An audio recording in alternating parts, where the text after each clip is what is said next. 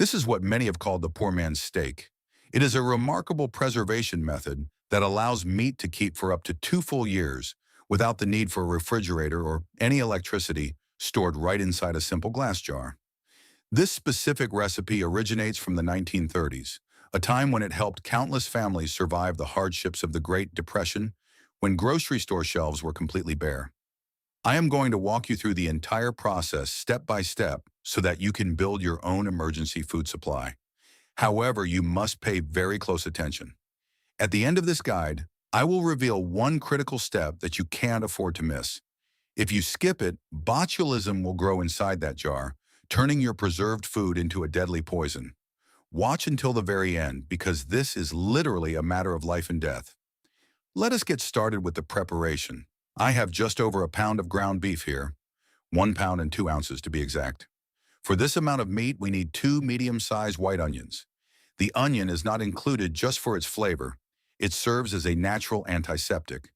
It works to suppress bacteria and releases essential juices that keep the meat patty tender even after 3 long hours of cooking. You must dice these onions as finely as you possibly can. There should be no large chunks remaining. If the onion does not properly dissolve into the meat during the process, the patty will eventually fall apart. Once the onions are diced, add them to the beef and start mixing the ingredients together with your hands, rather than using a spoon. Using your hands is the only way to truly feel the texture of the mixture. The meat needs to become completely uniform, reaching a consistency that is almost like a paste.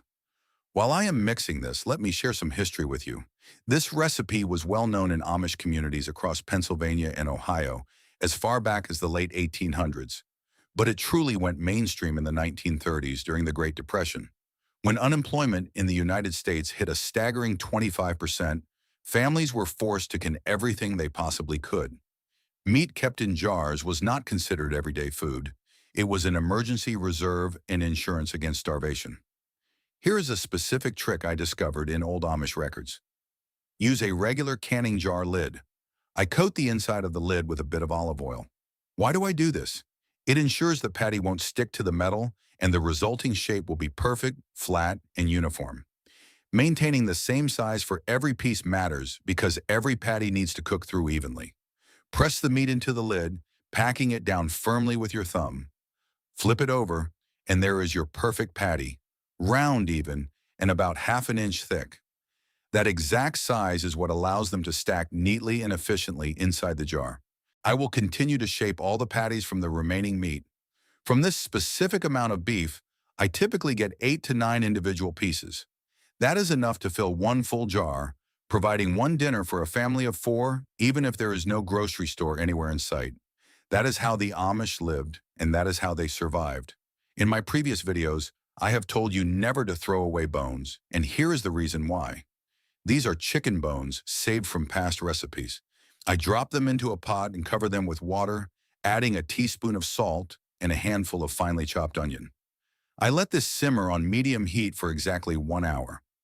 During that hour, the bones will release all of their collagen, along with minerals like calcium, phosphorus, and magnesium. This is no longer just water. This is liquid gold for the preserving process. Next, I take a pan and add about 2 tablespoons of olive oil. I fry the patties for 10 minutes on each side. Do not rush this part of the process. We need to develop a crust, a golden, firm crust. This isn't just about the visual appearance. The crust acts as a barrier that seals the juices inside the patty once it is placed in the jar. Without that crust, the meat will simply turn to mush. If you haven't liked this video yet, please do it now.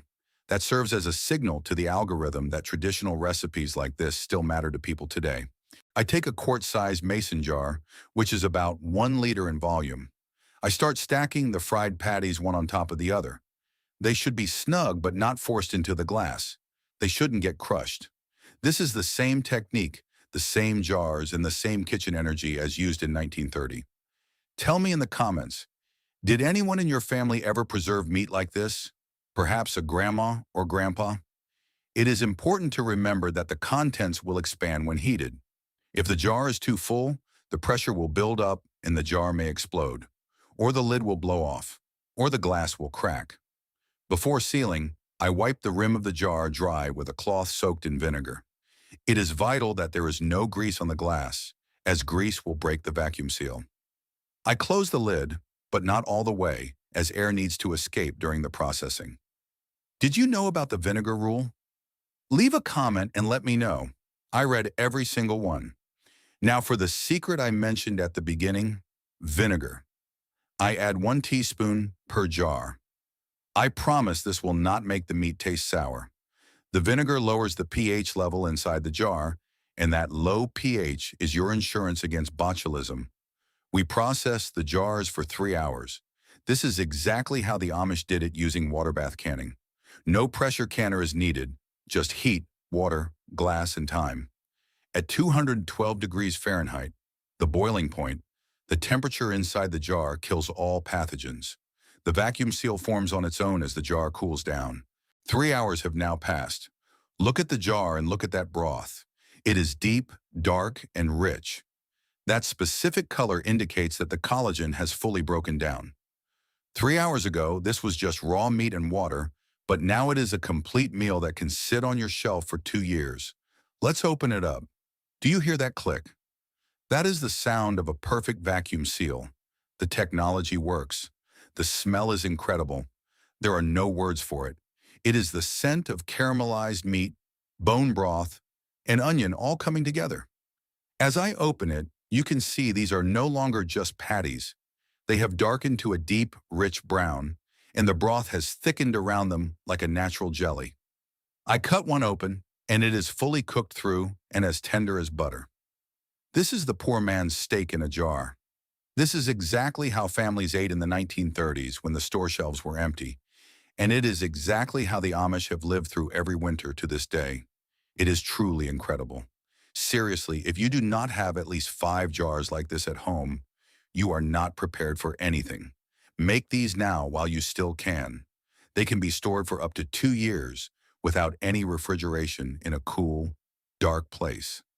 If this story of survival and traditional preservation has changed the way you look at the food in your pantry, please subscribe to the channel and like this video. We are working to uncover the historical wisdom and self-sufficiency methods that time has tried to bury. Start building your own reserve and secure your future. Our next historical treasure will be revealed very soon.